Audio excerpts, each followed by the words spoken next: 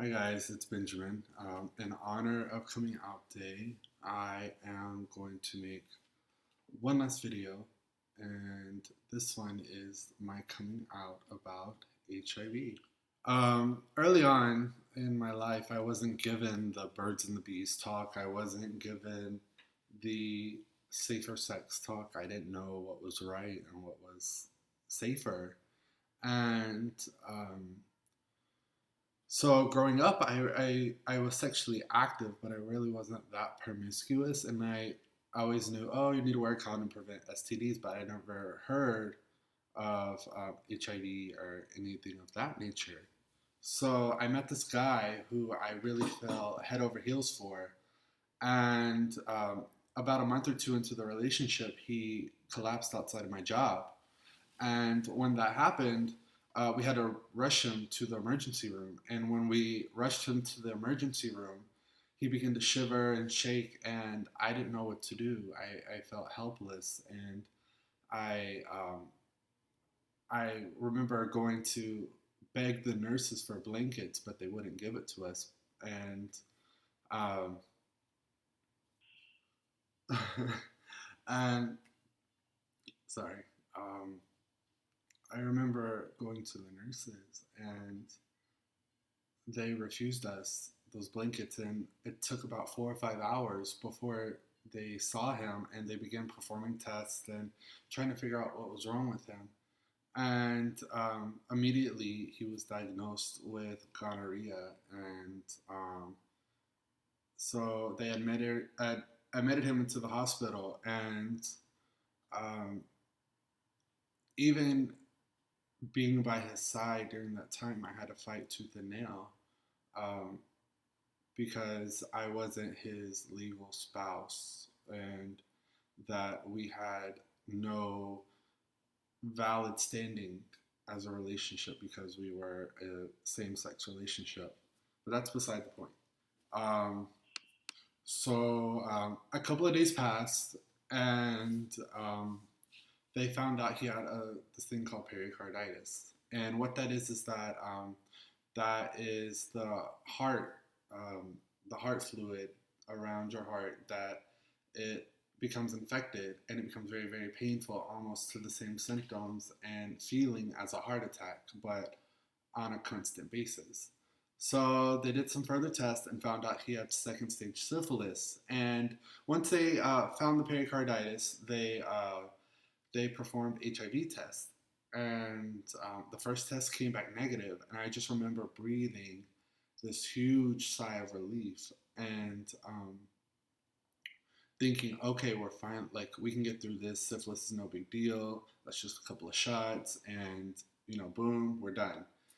This horrible situation is done.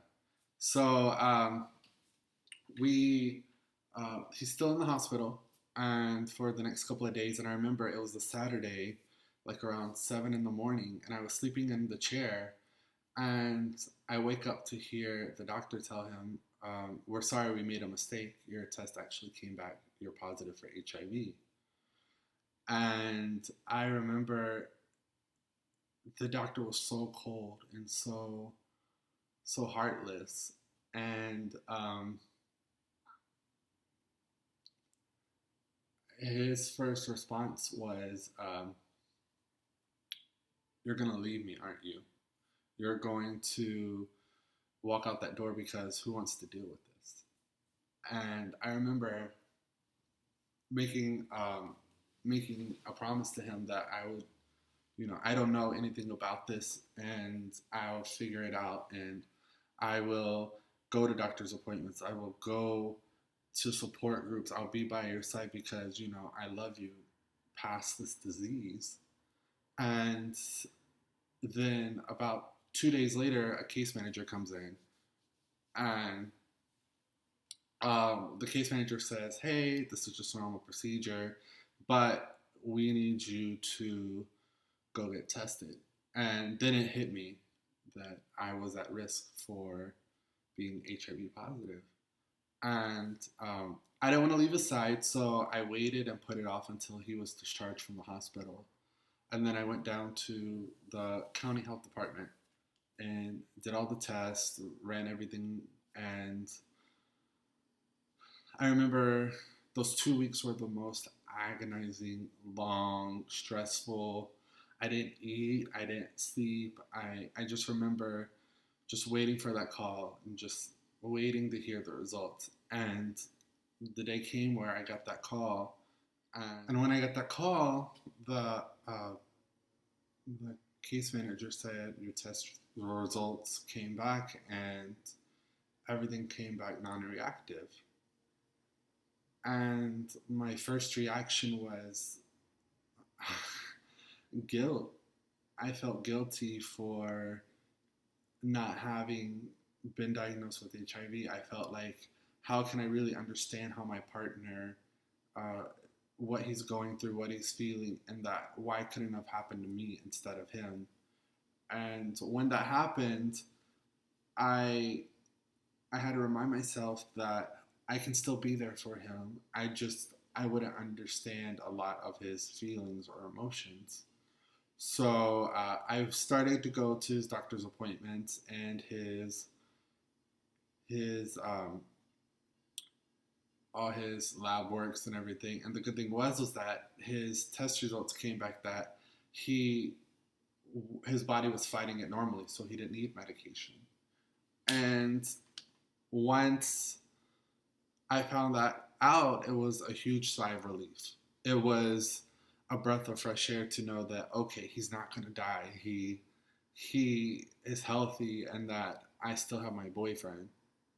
And after that, a few months later, we um, things kind of went south, and we ended up breaking up. But I remember when I broke up with him that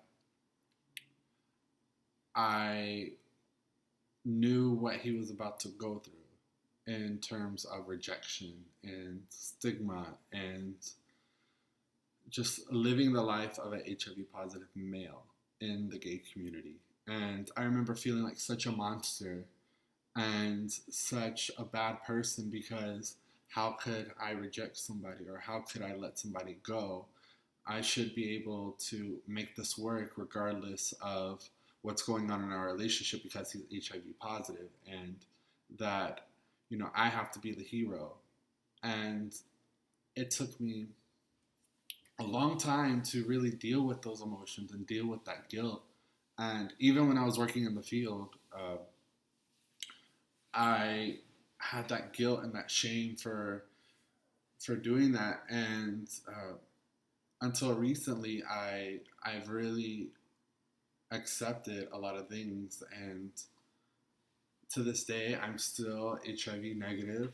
I am working in the field passionately as a youth advocate. I just came back from the United States Conference on AIDS, presenting twice, and also I just had conversations with the White House on how more youth can get involved. So this is just my story of where I started and where I'm at, and that it doesn't matter if you're HIV positive, it doesn't matter if you're HIV negative, that as long as you're healthy and you're happy and you're alive today, that's all that matters. So keep doing what you're doing. Love yourself, love your neighbor. I'm out. Mwah.